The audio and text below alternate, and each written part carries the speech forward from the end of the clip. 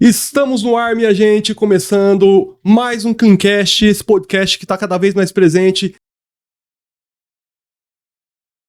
Podcast de destaque, continuando o nosso bloco especial Eleições em Foco. Estão chegando as eleições 2026, momento tão importante para o nosso Brasil, nosso povo brasileiro, e recebemos hoje dois ilustres pré-candidatos aqui no nosso espaço democrático, no nosso programa Eleições em Foco, e vamos contar para vocês já um pouquinho da trajetória, da história e das ideias desses dois que são realmente muito importantes e que vem valorizando a nossa cidade de Jacutinga, fazendo visitas aqui e também conversando aqui com nossas lideranças e conversando com o nosso povo, né? Esse programa está sendo gravado aqui terça-feira, dia 21 de julho, e vai ser exibido dia 28, quando vocês já nos assistem aí. Recebendo aqui nosso querido deputado, aliás, pré-candidato a deputado federal. A gente sempre lembra dele como deputado, porque ele foi deputado 5 vezes já, gente. Nada mais, nada menos que nosso amigo Eduardo Cunha. Seu boa noite aqui pra gente. Boa noite, é um prazer enorme estar aqui com vocês, participando desse podcast. Vamos saber um pouquinho mais sobre o senhor. Sou Eduardo. Maravilha. Esse aqui já é conhecido aqui, tive com ele na Festmalha, já entrevistei ele na Dinâmica. Nosso pré-candidato a deputado estadual, Margonari Marcos. Tudo bem com você? Como é que tá, Margonari? Boa noite, Caio. Uma alegria muito grande poder estar em Jacutinga mais uma vez aqui no Cleancast, falando um pouco com vocês de política, de economia e de desenvolvimento para nossa querida cidade. Maravilha, né, pessoal? Lembrando que esse espaço pode ser também utilizado por outros pré-candidatos, basta consultar nossa agenda e nossas condições, nossas regras, tá bom? Pessoal, vocês já têm uma trajetória muito importante na política do cenário nacional. O senhor foi deputado 5 vezes? Federal, estadual? Como é que é? Eu fui deputado estadual, mandato e 4 vezes deputado federal pelo estado do Rio de Janeiro, né? Hoje não estou mais no Rio de Janeiro, a minha filha é deputada federal pelo Rio de Janeiro, né? E eu mudei para Minas, mudei minha vida profissional, minha vida pessoal e a minha vida política. Eu resido em Belo Horizonte e estou militando em Minas Gerais, né? E a diferença que é importante a gente colocar é que eu fui deputado estadual com 17 mil votos na eleição, depois eu fui deputado federal em seguida com 101 mil votos, depois eu fui a segunda de federal com 130 mil votos, depois eu fui a terceira com 150 mil votos, depois eu fui a quarta com 232 mil votos. Sempre numa votação crescente, porque justamente fruto do engajamento, fruto do trabalho, que houve o reconhecimento daqueles que votaram em mim naquele momento e depois a adesão de outros que não tinham votado em mim, crescendo sempre pelo trabalho a candidatura. E o senhor que já teve essa experiência em outros estados também, na política, né? O que veio a trazê-lo aqui para Minas? Não, como eu disse, o que acontece é o seguinte, a minha filha é deputada federal pelo Rio de Janeiro e eu não ia ficar no Rio de Janeiro para competir com ela a disputa eleitoral. Não tinha sentido, né? Uma deputada de sucesso, está fazendo um grande trabalho e deverá se reeleger, se Deus assim o permitir agora. Eu mudei para Minas Gerais porque a minha vida empresarial ela se mudou para Minas Gerais, né? Eu estava, né? Porque agora eu tive que se compatibilizar. Eu estava dirigindo lá, implantando, ajudando a implantação e dirigindo a rede de rádios 89 Maravilha, que é uma rede gospel, que está hoje em todo o estado de Minas Gerais, ainda não está em Jacutinga, mas em breve vai estar aqui também. Ela está em Cambuí, Pouso Alegre, Muzambinho, Poços de Caldas, aqui na cercania está rodando, mas ainda não chegou bem em Jacutinga e vai chegar. Meu trabalho de implantação dessa rede já vem de 2 anos, né, de trabalho e isso demandou a minha mudança para cá e, consequentemente, na hora que eu mudei minha vida profissional e mudei a minha vida pessoal, era mais do que natural que eu mudasse a minha vida política. Então, eu mudei a vida política para cá. Interessante ponto de vista. Dizer para o senhor já, né, que o podcast nada mais é que uma evolução do rádio e eu sou... vamos dizer assim, o jargão, né? Eu sou cria do rádio, né? Eu também. Eu sempre fui radialista. A gente tem rádio no Rio de Janeiro também. A Rede Maravilha, ela também está no Rio de Janeiro. E eu faço parte de rádio há mais de 30 anos. Então, a gente já está muito habituado com a rádio. Eu também, eu não chego a 30, mas estou em 27 anos de rádio já. E... eu disse mais para não revelar a idade. Mas não é 30, não, é uns 40. Poxa vida. Então, senhor, eu vou já te considerar como um professor. Depois quero umas aulas, hein? Um pouquinho com mais tempo. Isso. Margonari, mais uma vez aqui em Jacutinga. Eu tive o prazer de conhecer o senhor aqui na Festmalhas. É um evento evento tão importante para a cidade e foi uma presença tão marcante naquele momento, né? E agora, pouco tempo depois, você já volta. Gostaria que você apresentasse aqui para a audiência do Cleancast um pouquinho da sua experiência no governo federal, os cargos que o senhor ocupou, um pouquinho da sua trajetória. Caio, inicialmente cumprimentar esse grande líder aqui do meu lado, não só de Minas Gerais, do Rio de Janeiro, mas de todo o Brasil, que prestou e presta serviços relevantes ao nosso país, né? O Margonari é graduado em Direito e pós-graduado pela Universidade Federal de Uberlândia, né? Exercia o cargo de 2015 a 2018 de secretário executivo do governo de Minas e agora, por último, como gerente de assuntos federativos do Ministério da Saúde e, durante 2 anos e meio, secretário nacional de assuntos federativos. E durante esse período, a gente conseguiu colaborar muito, né, com o desenvolvimento não só do Brasil, mas principalmente do nosso estado de Minas Gerais. Sou mineiro, natural de Ituiutaba, da região do Triângulo Mineiro, mas estou em Uberlândia já há 35 anos e a gente agora colocando o nome à disposição como pré-candidato a deputado estadual pelo nosso querido estado de Minas Gerais. E estar em Jacutinga é sempre maravilhoso, né? Estive aqui recentemente na Festimalha, é uma cidade muito acolhedora e é como o próprio nome e a história diz, é a capital nacional da malha, né? Então, para a gente é satisfatório demais poder, mais uma vez, estar aqui. Hoje a gente tem uma entrevista num ponto muito interessante, é uma entrevista que ela traz 2 facetas da política. Eu sou um apaixonado por política, vocês me conhecem, a nossa audiência conhece bastante o meu jeito de trabalhar, né? E estar com esses dois, ele me leva a uma visão assim, né? A renovação e a experiência, né?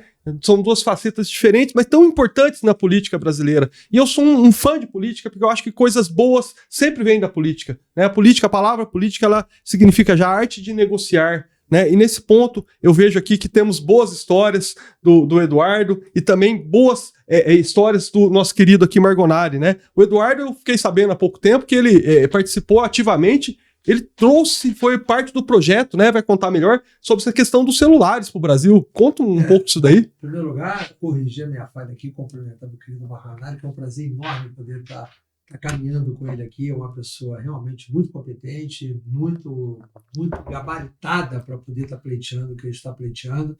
E é uma renovação, como você falou, mas é uma renovação de ocupação de cargo político, não é uma renovação porque ele é experiente. A renovação com pessoas de experiência, quando a gente fala renovação, vem trazer um jovem para ir para o lugar daquele que está saindo. Não é isso. Primeira vez candidato, né? Isso que eu quis dizer. Sim, mas com muita experiência. Sem dúvida. E, sem dúvida nenhuma, o qualifica para poder exercer a função que ele está pleiteando. Então, é bem importante porque a gente tem que buscar pessoas que podem estar na renovação ou pode estar na continuidade, mas a gente, como tudo, a gente vale pelo fruto que a gente dá, né? E pelo fruto que a gente vai poder dar. Então, Margonari, eu tenho certeza absoluta que vai poder dar muito fruto aqui, não só para Jacutinga, mas para toda Minas Gerais. Mas, vindo que você falou a curiosidade, eu falei um pouquinho só dos meus mandatos, mas eu também fui secretário de Estado, já fui presidente da Companhia Estadual de Habitação e fui presidente da Companhia Telefônica, a antiga Companhia Telerge, que antigamente o setor de telecomunicações ele era a Telebrás, que era uma estatal federal, e tinha uma estatal por cada estado, né? E a estatal do Rio de Janeiro era a Telerge. Eu fui presidente da Telerge, e como presidente da Telerge, eu trouxe a telefonia celular para o Brasil. Então, o primeiro telefone celular, ele vem de 1990, quando eu estava na presidência da Telerge. Então, foi a partir daí, e começou naquela época, era um telefone mais pesado. Eu que mudei, fiz o sistema para que pudesse ficar. É claro que a tecnologia vai se desenvolvendo no mundo. É claro que se eu não trouxesse, alguém ia acabar trazendo muito tempo depois, mas eu fui, de uma certa forma, o precursor.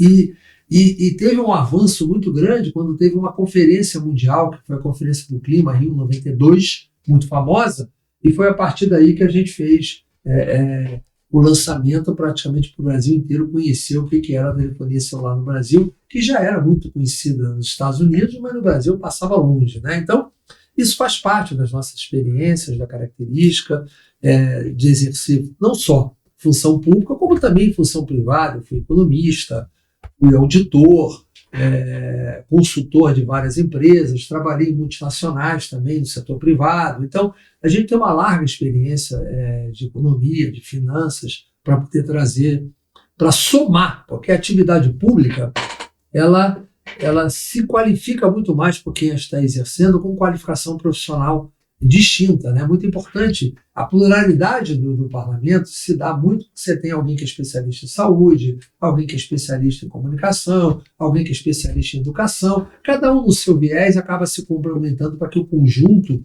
possa se proceder bem no trato das questões nacionais. É claro que o trato das questões municipais, ele se dá pelo que você pode fazer pela região, pelo município que você está. Então é uma atividade do mandato, não necessariamente a qualificação. Maravilha. Margonari, sua atuação se destacou muito na sua última ocupação, né, como um colaborador público, que foi na área de saúde. Queria que você falasse um pouquinho disso, da sua articulação entre a União e os municípios e tudo mais.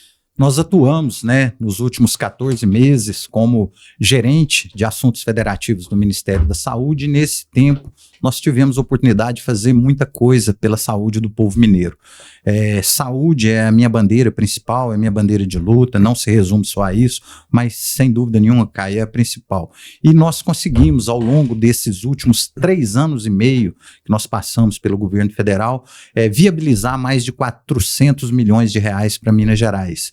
E posso dizer que Jacutinga experimentou, né, recursos que a gente conseguiu destinar para cá. Né? Eu não posso deixar de mencionar aqui o grande ex-prefeito Araújo, né, que esteve conosco em Brasília, que buscou, né, recursos que poderiam interferir diretamente na qualidade de vida das pessoas aqui em Jacutinga. Foi através do pedido dele que nós destinamos uma OBS de mais de 2 milhões de reais, dinheiro na conta, né, para que possa melhorar a vida desse povo. E não foi só isso, Caio. Nós também destinamos aqui mais de 5 milhões de reais para construção de 40 unidades habitacionais.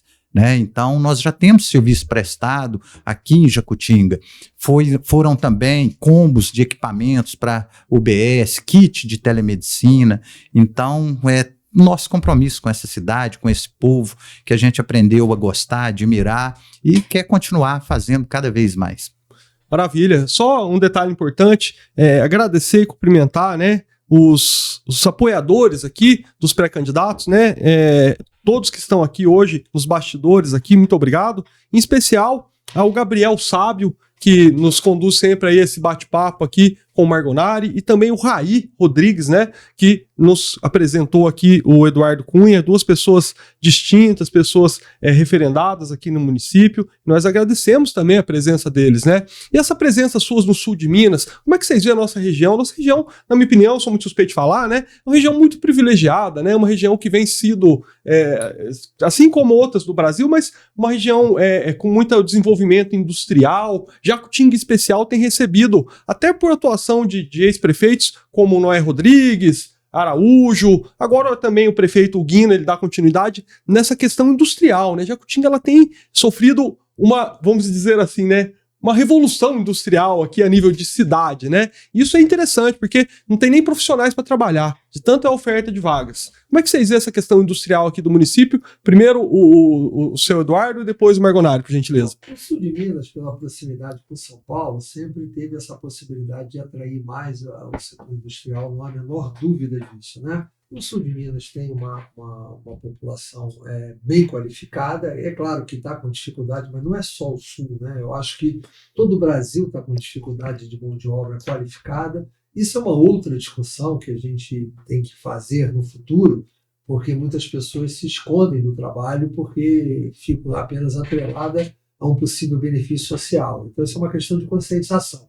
Mas existe uma população que precisa e quer um emprego e quer trabalhar, e essa população ela tem que ser atraída, seja que não seja Jacutinga, mas Jacutinga se tornou um polo, vai se tornar um polo, a tendência é cada vez mais a gente poder concentrar um polo aqui, e provavelmente não só absorver toda a mão de obra de Jacutinga, como vai acabar desenvolvendo mais a cidade, trazendo mão de obra de outros municípios que vão acabar aqui ficando, crescendo a cidade. E para isso é necessário que a gente não só facilite a vida da implantação industrial, como também a gente facilite a vida da qualificação profissional para que essas pessoas possam estar aptas às vagas que estão sendo ofertadas. E não adianta você fazer um investimento e você não ter mão de obra para executar. Também não adianta você ter a mão de obra e não ter o investimento. Então, são situações, e ter a mão de obra também que não tem a qualificação necessária para o tipo de atividade que a gente vai poder ofertar. Então, é importante a gente ter uma articulação para que a gente preencha esses requisitos, ter a possibilidade da mão de obra disponível, ter ela qualificada e ter a oferta de infraestrutura, de condições para que sejam implantados projetos industriais. Mas a Jacutinga, com certeza absoluta, está na frente dessa posição, justamente pelo fato da especialização na têxtil, e que a gente acha que isso tem que ser valorizado e tem que ser ampliado. Maravilha. Margonari? Eu, como muito bem colocado pelo Eduardo aqui, eu acho que a questão geográfica, né, ela é fundamental, o Caio. A proximidade com São Paulo, né, nesse eixo São Paulo-Belo Horizonte, proximidade com Campinas, eu acho que é uma região que ela pulsa, né, muito forte essa questão industrial, e como foi dito, nós precisamos pensar também na questão da qualificação dessa mão de obra, da questão também da desburocratização, né, que possa alavancar principalmente, não só o grande, mas principalmente o pequeno e o médio empreendedor, e isso, sem dúvida nenhuma, vai colaborar muito, não só com o sul de Minas, mas com todo o estado, mas principalmente aqui com Jacutinga, o turismo de compras, que é fantástico, né, nessa região, e sem dúvida nenhuma, a questão geográfica eu acho que ela é fundamental, e nós temos que trabalhar, ter projetos que possam favorecer quem pensa em gerar emprego e renda no nosso estado.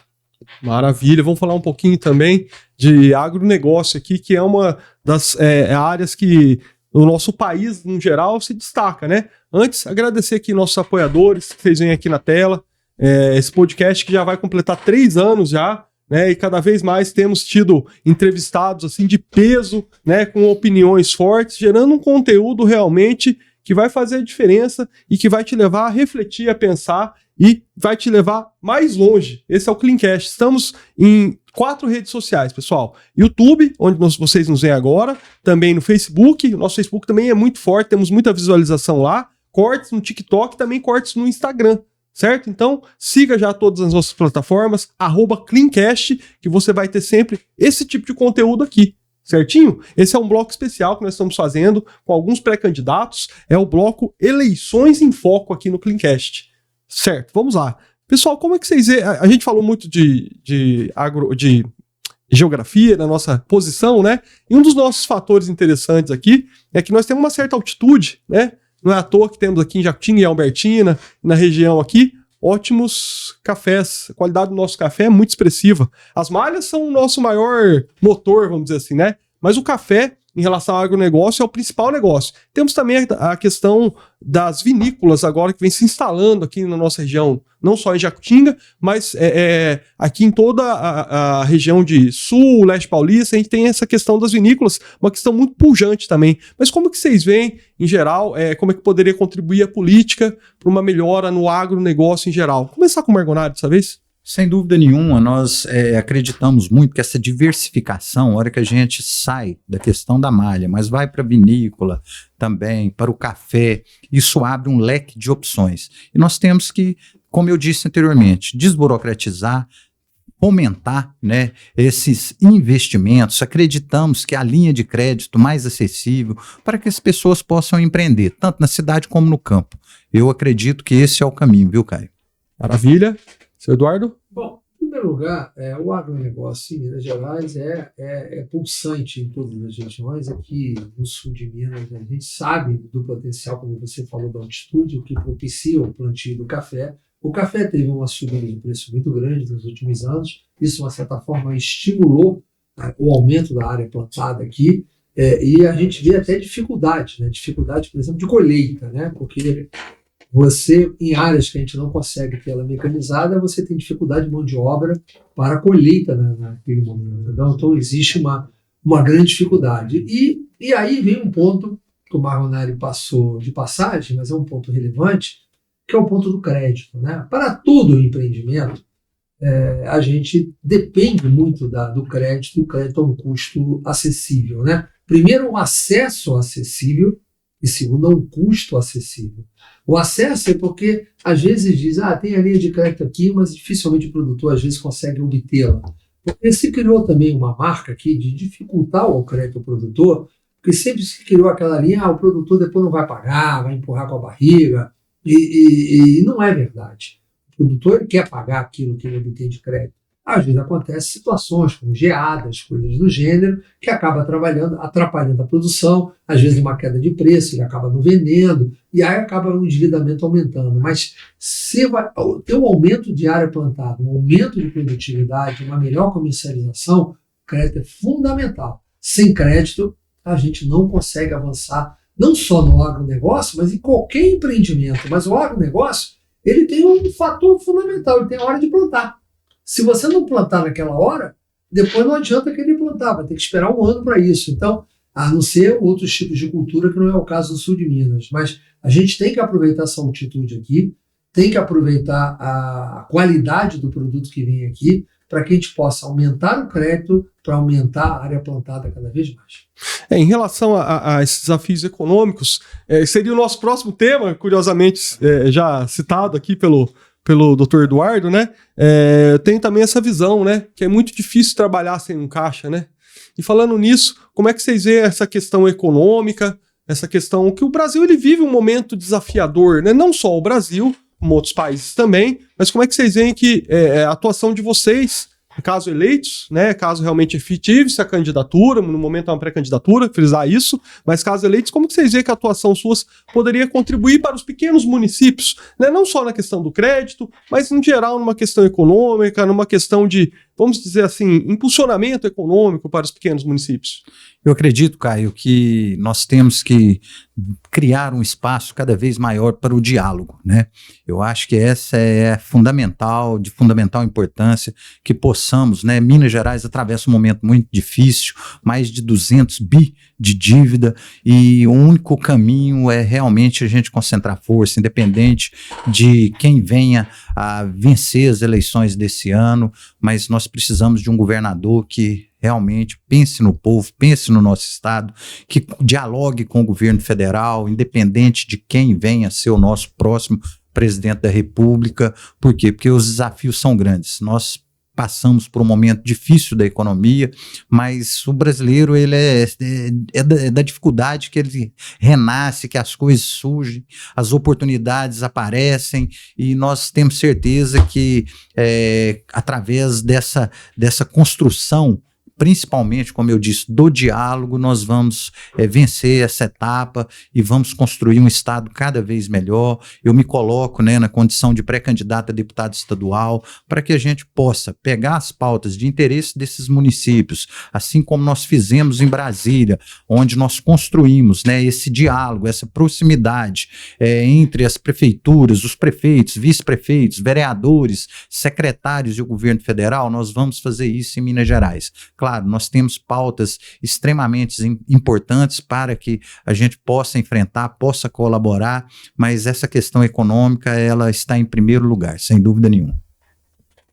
Olha, complementando um pouco o que o Marconelli falou, a gente tem um aspecto. Primeiro, um aspecto voltado para o município de Jacutinga, né? Onde Jacutinga poderia se beneficiar da presença de parlamentares experientes que possam estar contribuindo com o Jacutinga. Não há dúvida nenhuma que é a experiência que pode ajudar, como a Marconelli já produziu aqui a dele, e eu tenho condições de reproduzir diversas linhas para que, obviamente, no exercício do mandato, a gente dedicado, na medida que você só pode fazer o que a gente escolhe para representá-lo, né?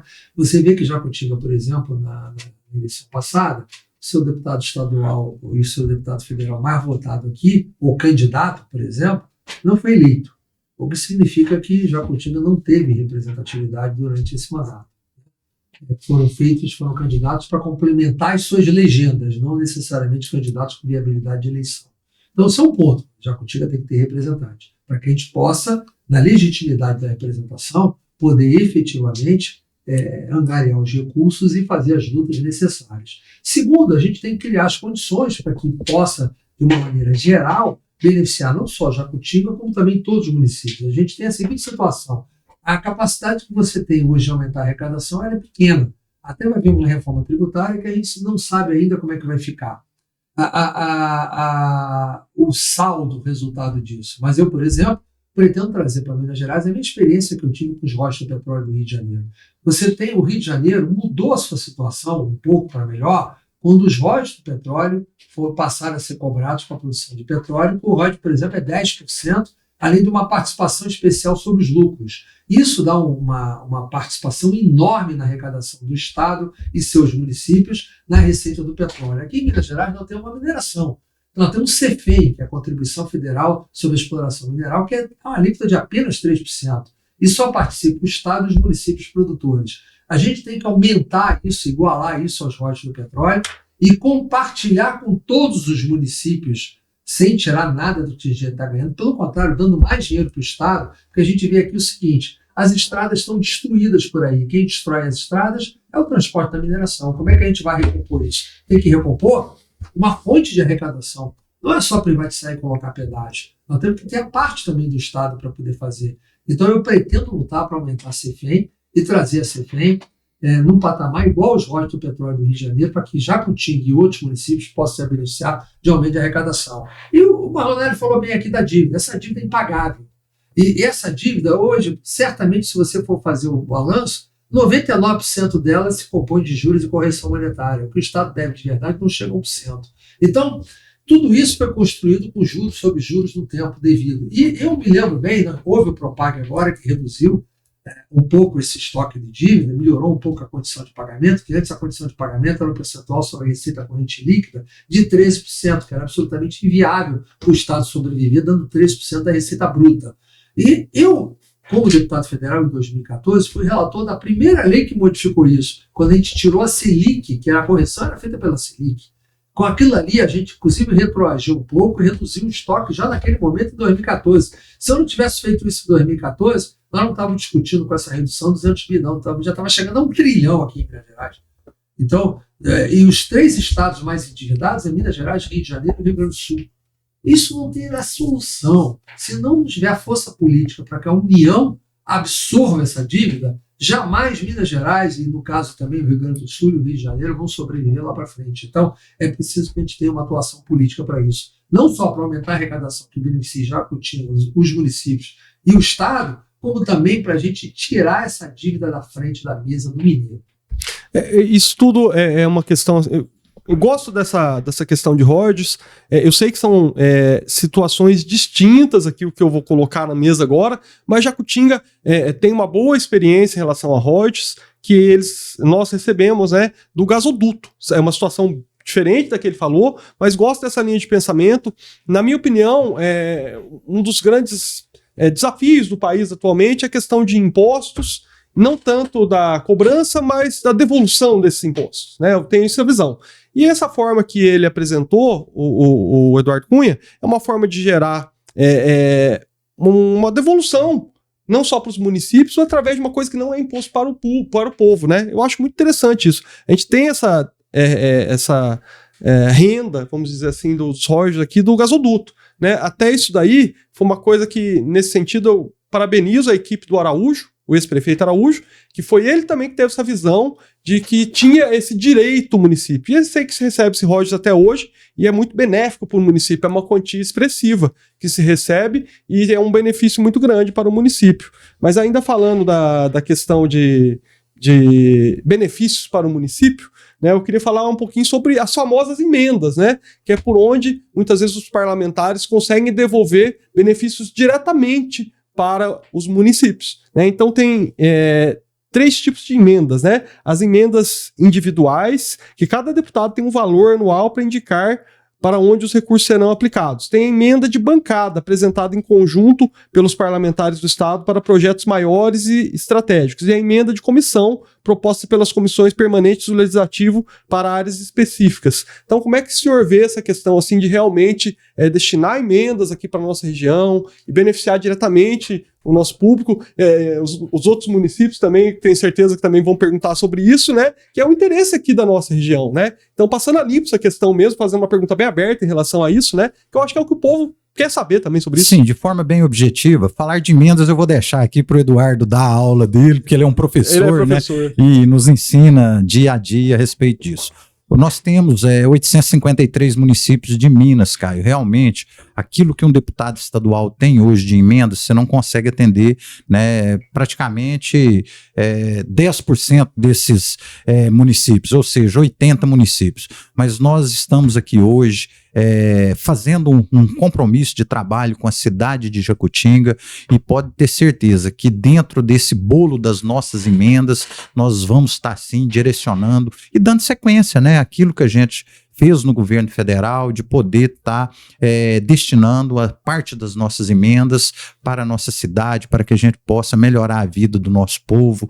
E eu tenho falado isso muito e aproveito a oportunidade para mandar um grande abraço aqui para o nosso grande vereador, pastor Marcos Mendes, e também para a vereadora, professora Sheila, e a gente tem discutido muito essa questão do envio de emendas. E o nosso compromisso é esse, de estar privilegiando Jacutinga e a região com o envio dessas emendas, tanto na área da saúde, da educação, da infraestrutura, dentro daquilo que tiver ao nosso alcance, nós vamos sim deixar a nossa marca aqui, como já fizemos anteriormente. E complementando a minha pergunta, nesse caso que você citou o Marcos e a Sheila, né, que inclusive já foram 2 convidados aqui do podcast, pessoas, na minha opinião, né, falando de pessoas agora, são maravilhosos, né, gosto muito dos dois, assim como tenho amizade, gosto de outros políticos aqui também, vereadores em Jacutinga, mas você acha que essa relação, esse entrosamento entre vereadores e prefeitos, isso você acha que é uma das áreas que você pretende atuar bastante? Eu não tenho dúvida, com toda certeza, a relação entre o Poder Legislativo Municipal,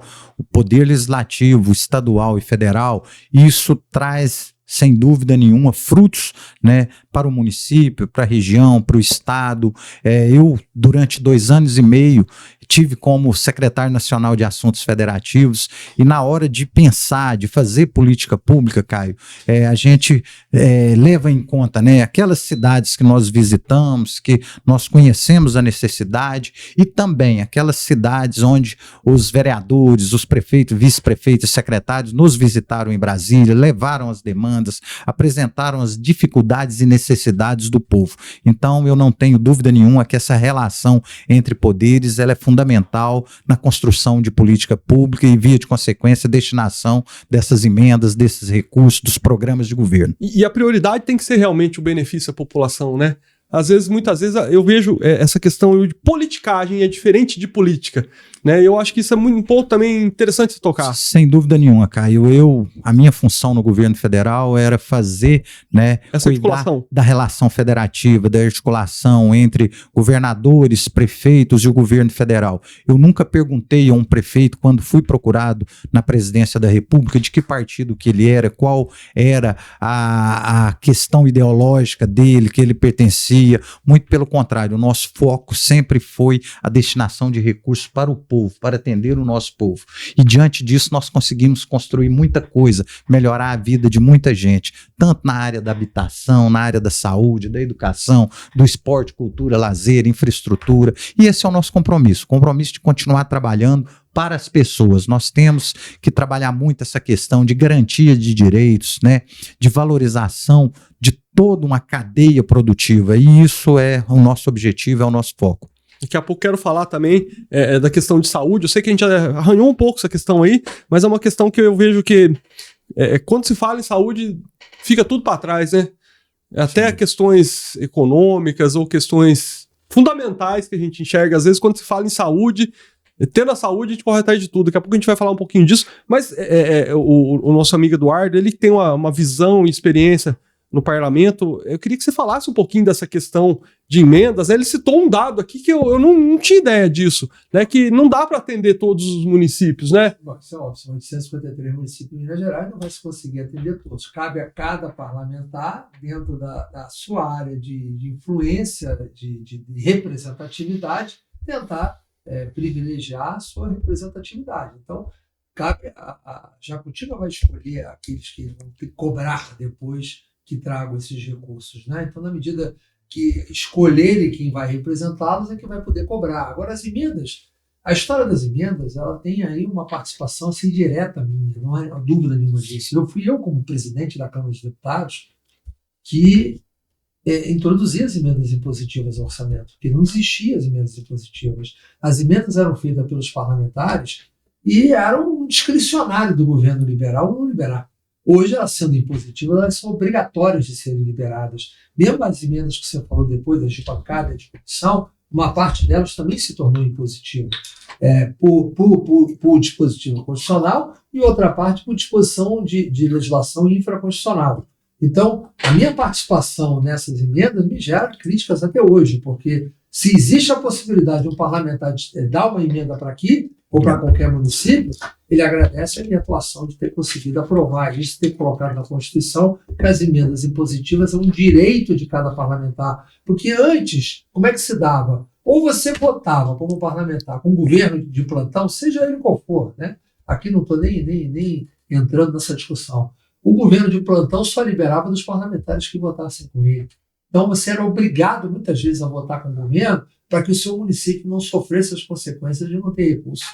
Então essa situação, quando eu votei a impositividade das emendas e aprovei isso, acabou. Os parlamentares puderam expressar a sua livre vontade de colocar aonde eles conviesse. E é claro que, como parlamentar, se porventura, ainda nesse momento a gente é pré-candidato, mas na medida que a candidatura seja confirmada, e que a gente efetivamente, se Deus nos permitir, conseguir alcançar, a gente vai ter que distribuir as emendas que nos couberem dentro da representatividade daqueles que nos delegaram. Então, caberá ao eleitor de cada município escolher quem ele quer para cobrar a emenda depois, né? E eu sou não só criticado por essa impossibilidade, mas mesmo na atuação política, que atendendo a demandas de vários municípios, eu fui levar sugestões partidárias para que possam os parlamentares do partido, que hoje eu não estou no mandato, né?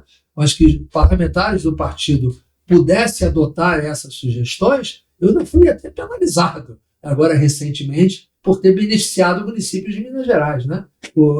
Tendo sido articulado para que emendas viessem para Minas Gerais, eu estou sendo penalizado, inclusive, pessoalmente, né? Então, eu já estou sendo vítima de ter atendido Minas Gerais. Essa é uma realidade que está aí presente, né? Então é até bom para quem assistiu isso no noticiário saber o seguinte: aquilo foi dinheiro para o município de Minas Gerais, para o benefício da população. Ali não tem nada que foi para benefício pessoal de quem quer que seja.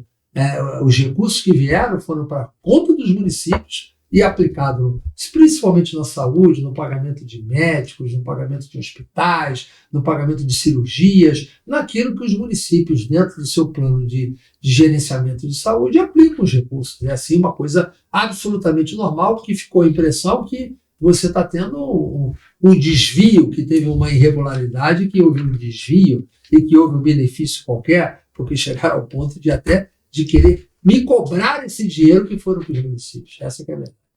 Essa questão de articulações políticas, eu sempre enxergo isso com muita atenção, né? É um cenário muito difícil para a população que está fora, o eleitor conseguir fazer essa leitura, né, de todo esse cenário político. Eu acho interessante, né? Eu vejo que hoje em dia o acesso à informação, na minha visão sobre todo o cenário político do Brasil, ele amplia, né, a possibilidade da pessoa buscar informações, ter conhecimento. Esse programa, em seu principal objetivo, ele é para isso mesmo, é para passar limpo muitas questões, para passar limpo muito conhecimento e para levar para o público todas essas informações reais. E eu acho muito interessante essa questão que ele citou. Ele já é uma pessoa que já teve vários mandatos, né, como deputado, e com uma experiência, uma clareza nessa visão. Eu acho interessante esses conflitos de interesse, né? Isso faz parte, né, do jogo político, né? E muitas vezes, né, por interesses, como ele disse, as emendas elas tinham outra forma, né, de ser repassada. Falando assim...